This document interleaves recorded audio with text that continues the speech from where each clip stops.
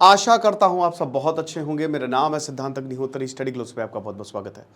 Agniveer scheme पे दोस्तों हम बात करेंगे। एक्चुअली जेडीयू के केसी त्यागी बोल रहे हैं कि इसमें हमको चेंजेस करने पड़ेंगे, क्योंकि देखिए बिहार में एक बड़ा तबका जो है वो सेना में आता है।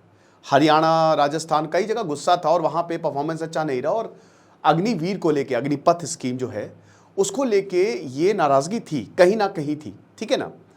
अब देखिए इसमें बटे हुए हैं, ठीक है ना, मत है इस पर, कोई सपोर्ट करता है, कोई जो है वो इसको अपोज करता है। लेकिन जो एक्सपर्ट्स हैं वो कहते हैं कि आप चेंजेस करो इसमें। मेरा मानना ये है कि स्कीम ठीक है, अच्छी है, बस आप इसमें चेंजेस कर दो, दैट्स इट। आप चेंजेस कर दो तो बहुत बढ़िया हो जाएगा, कोई दिक्कत नहीं है। सरकार की मंशा अच्छी ही है भाई, आर्मी में रिफॉर्म लाना ज़रूरी है, लेकिन रिफॉर्म लाइए, बट ऐसा ना हो कि कोई इसमें पीछे छूट जाए, तो बस इसमें चेंजेस कर दीजिए। तो यहाँ पे इस बात पे डिस्कशन हुआ। चिराग पासवान जो एलजेपी भाई, उन्होंने सपोर्ट दिया है नरेंद्र मोदी को। कल आपने देखा कि नरेंद्र मोदी जो है, मतलब कैसे प्यार किया उनको, ठीक है, नरेंद्र मोदी ने। नीतीश कुमार का भाषण बड़ा वायरल हो रहा है कि अगली बार कोई भी नहीं जीतेगा, ये सब हारेंगे, है ना। तो ये सब है, लेकिन जेडीयू और एलजेपी और ये आवाज़ उठने लगी हैं बिल्कुल कि अग्निवीर स्कीम में चेंजेस करने पड़ेंगे। देखिए कांग्रेस कह रही थी अगर वो आएंगे तो अग्निवीर स्कीम को ख़त्म कर देंगे। तो क्या है अग्निवीर स्कीम, एक बार चलिए रिवाइंड करते हैं हम। देखिए अग्निवीर स्कीम, अगर आपको इंडियन आर्मी में जाना है तो दो तरीके होते हैं, ठीक है ना। एक तो ऑफिसर लेवल पे, ध्यान दीजिएगा, एक ऑफिसर लेवल पे। अच्छा, आप ऑफिसर लेवल पे अगर आपको जाना है तो एग्जाम, मैं अच्छी राइटिंग में लिखता हूं यार, आज अच्छी राइटिंग में लिखते हैं, ठीक है ना। मेरी राइटिंग एक तो बहुत खराब है। एक ऑफिसर लेवल पे, राइट। तो अगर ऑफिसर लेवल पे आपको जाना है तो किसका एग्जाम होगा? यूपीएससी का एग्जाम होता है। यूपीएससी, एनडीए और सीडीएस, कंबाइंड डिफेंस सर्विस, और NDA defence academy, national defence academy, ये दो एग्जाम जो है वो करवाता है, ठीक है ना। अब एनडीए जो होता है, ये वाला एग्जाम जो है, मेरे काफ़ी दोस्त इसमें आए हैं, मैं भी यहाँ मतलब देखिए मैं एसएसबी तक गया था, उसके बाद मेरा सिलेक्शन नहीं हुआ था, एसएसबी में स्क्रीन आउट हो गया था मैं। तो 11th और 12th करके आप एनडीए का एग्जाम दे सकते हो, और ग्रेजुएशन करके आप सीडीएस का एग्जाम दे सकते हो। जब आप एनडीए का एग्जाम देते हो, ठीक है, तो अलग अलग, जैसे अगर मिलिट्री के लिए तो देहरादून में इंडियन मिलिट्री एकेडमी है, ठीक है, तो बहुत जगह है, वहाँ पे आपको ट्रेन किया जाता है, आपका ग्रेजुएशन करवाया जाता है। सीडीएस में आप ऑलरेडी ग्रेजुएशन किए हुए होते हो। तो बेसिकली होता क्या है कि जब आप यूपीएससी के थ्रू जाते हो तो 3 साल का ग्रेजुएशन होता है, और उसके बाद फिर 1 साल आपकी ट्रेनिंग होती है, ठीक है, आईएमए में या जहाँ पे भी, मतलब अगर आप एयरफोर्स जा रहे हो तो वहाँ अलग जगह होगी, नेवी में जा रहे हो अलग जगह होगी। और सीडीएस की अगर बात करते हैं तो सीडीएस में आप ऑलरेडी ग्रेजुएट होते हो तो 1 साल की ट्रेनिंग होती है, ठीक है। अब एफकैट और भी बहुत सारे ऑफिसर रैंक एग्जाम होते हैं, एफकैट होता है, कोस्ट गार्ड के होते हैं, है ना, वो भी ऑफिसर रैंक के होते हैं। तो अब इसमें आपको रिटर्न निकालना पड़ता है, जनरल साइंस, मैथ्स पूछी जाती है, इंग्लिश पूछी जाती है, 3 पेपर्स होते हैं, और फिर आपका एसएसबी होता है जो मेन होता है, राइट। एक मिनट रुकिए जरा,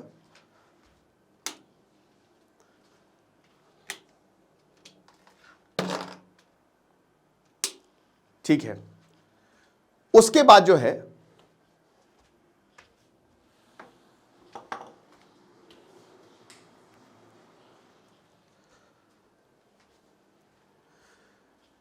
आपका एसएसबी होता है, ठीक है ना। अभी जो एसएसबी होता है ना, ये इंपॉर्टेंट रहता है, सबसे इंपॉर्टेंट 5 दिन का होता है। इसके दौरान फिर आप ऑफिसर में आते हो। अब सबसे पहले लेफ्टिनेंट बनोगे आप, फिर कैप्टन बनोगे, फिर मेजर बनोगे, फिर कर्नल बनोगे, फिर ब्रिगेडियर बनोगे, फिर जनरल बनोगे। तो ये हायरार्की होती है, राइट। यहां पे अग्निवीर स्कीम नहीं है, याद रखिएगा, ऑफिसर लेवल के लिए ये नहीं है। तो आपको ध्यान देना है कि जो यूपीएससी वाला एग्जाम ऑफिसर लेवल के लिए अग्निवीर स्कीम नहीं है। आई रिपीट, स्कीम है जवान लेवल पे। जवान दूसरा होता है, जवान लेवल पे रिक्रूटमेंट होते हैं, ठीक है। पहले नायब, फिर उसके बाद लैंस नायक, ऐसे करते करते सूबेदार, फिर सीनियर पोजीशन सूबेदार की, हवलदार। तो ये पूरा ये जवान लेवल पे स्कीम है, ओके। तो अब क्या था कि लगभग हर साल 60,000 जो है वो रिक्रूटमेंट होते थे, और ये परमानेंट होता था। 60,000 होते थे, लेकिन पिछले 3 सालों से भरते नहीं आए हैं, यानी कि 1,65,000 के करीब अभी तक रिक्रूटमेंट जो है वो नहीं हुए, ये करने बाकी है। तो अब क्या है कि सरकार बोल रही है कि कोविड की वजह से ये नहीं हो पाया, ठीक है, कोविड ने जो है वो प्रॉब्लम क्रिएट की। लेकिन देखिए दोस्तों, ऐसा है नहीं। मैं आपको रीजन बताता हूं, ऐसा एक्चुअली आज क्या है कि आज कोई आया नहीं है, सब छुट्टी पे हैं, तो मुझे आज अपना काम खुद ही करना पड़ रहा है। तो कोविड की बात है यहाँ पे, कोविड की वजह से, लेकिन ऐसा लग नहीं रहा है। यहां पे अग्निवीर स्कीम को इंट्रोड्यूस किया गया। होता क्या है कि अभी तो परमानेंट कमीशन होती थी, परमानेंट जॉब होती थी। शॉर्ट सर्विस कमीशन, देखिए जॉब के भी दो तरीके होते हैं, एक तो परमानेंट है आप और दूसरा शॉर्ट सर्विस। अब शॉर्ट सर्विस कमीशन पे अगर आप जाते हो तो 10 साल तक आपको, जैसे एसएससी में 10 साल तक आपको जॉब और 14 साल तक इसको एक्सटेंड किया जाता है। तो अब यहां पे अग्निवीर जवान लेवल पे इंप्लीमेंट हुई है। अब जवान लेवल पे क्या मतलब, 10th और 12th का कोई भी लड़का जो है इस स्कीम के लिए अप्लाई कर सकता है, अग्निपथ स्कीम के लिए, ठीक है।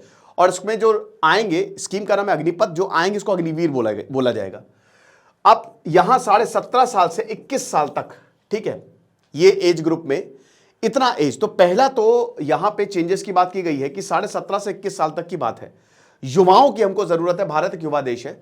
तो सबसे पहले इसको बढ़ा के 23 साल करिए, 23 ईयर्स तो होना ही चाहिए। ओके, आपने एक वीडियो देखा होगा जिसमें पिछले साल बड़ा वायरल हुआ था कि वो मैकडी से भाग रहा था वो, ठीक है, मतलब वो डिलीवरी देने के लिए भाग रहा था क्योंकि उसको आर्मी के लिए तैयारी करनी थी।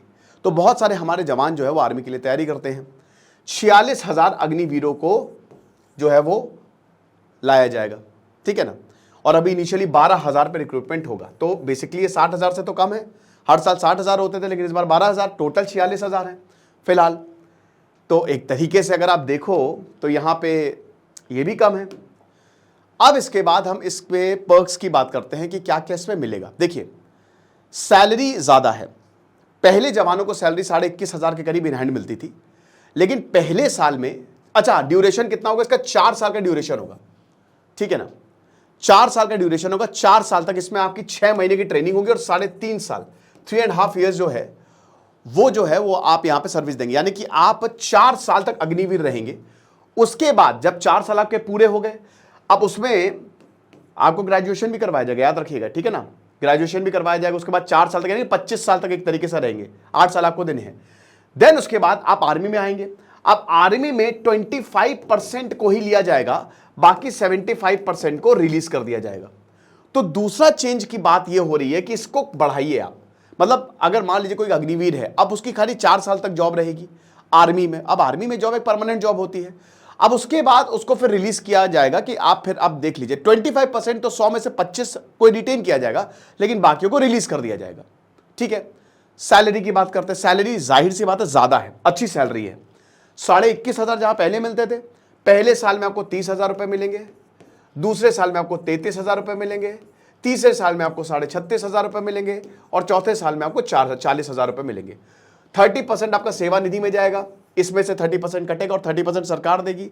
जब आप रिटायर होंगे, मतलब 4 साल बाद, आपको 11,70,000 के करीब रुपए आपके इन हैंड होंगे।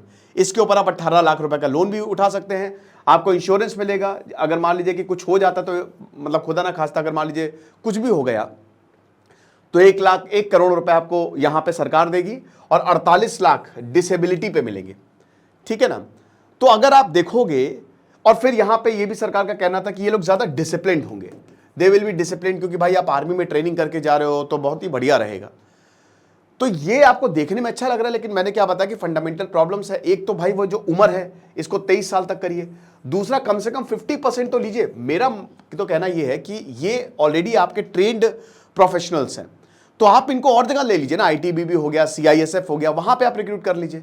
लेकिन सरकार, देखिए क्या है ना, यहाँ पे दो चीजें हैं। सरकार ये कह रही है, हमारे पास अगर मैन पावर की बात करें ना, तो हमारे पास सबसे बड़ी स्टैंडिंग आर्मी है, ठीक है, और हमारी अप्लाइड आर्मी है। तो सरकार कह रही है कि जहां पे हमारा डिफेंस बजट लगातार बढ़ता जा रहा है, ट्रिलियंस में पहुंच गया है, तो जहां दूसरे देश जो हैं वो मॉडर्नाइजेशन पे काम कर रहे हैं। इजराइल छोटा सा देश है, क्या इराक, क्या जॉर्डन, क्या इजिप्ट, क्या फिलिस्तीन, कोई भी ऐसा देश, क्या सीरिया जीत पाए? नहीं जीत पाए। क्यों? क्योंकि उनकी टेक्नोलॉजी बहुत ज्यादा है।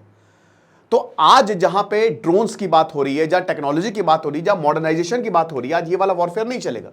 तो सरकार चाह रही है कि भाई सबसे पहले तो हम क्या करें, डिफेंस बजट को कम करें, क्योंकि हमारा बहुत एक अच्छा खासा पैसा जो है वो यहां पे जाता है।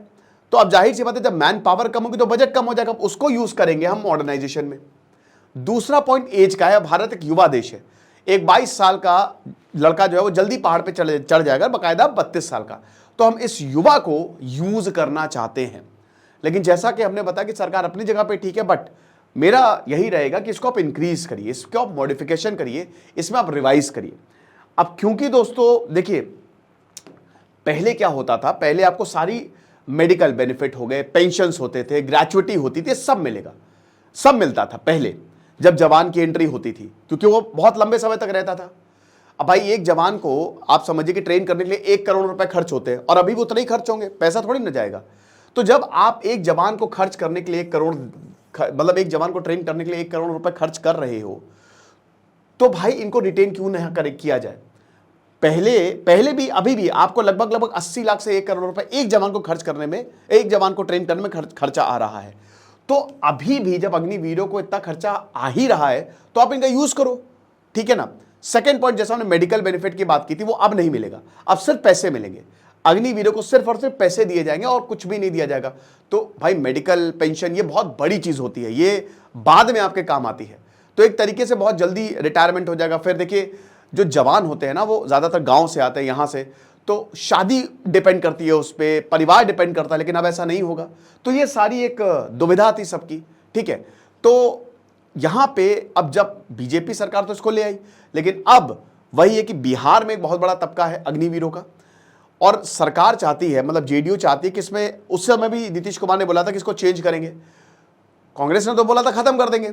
इसमें अगर आप इंप्रूवमेंट कर ले तो ज्यादा अच्छा होगा, ठीक है ना। तो बेस्ट होगा, रिटेन परसेंटेज आप ज्यादा रहे तो अच्छा होगा। फिर यहाँ पे सरकार ये भी बोल रही थी कि भाई जब ये लोग रिलीज किए जाएंगे तो ये बाकी जगहों पे बहुत अच्छा करेंगे, क्योंकि आर्मी से आए और आर्मी वाले ज्यादा डिसिप्लिन, ज्यादा फोकस्ड होते हैं, ये बट ऑब्वियस है, ठीक है ना।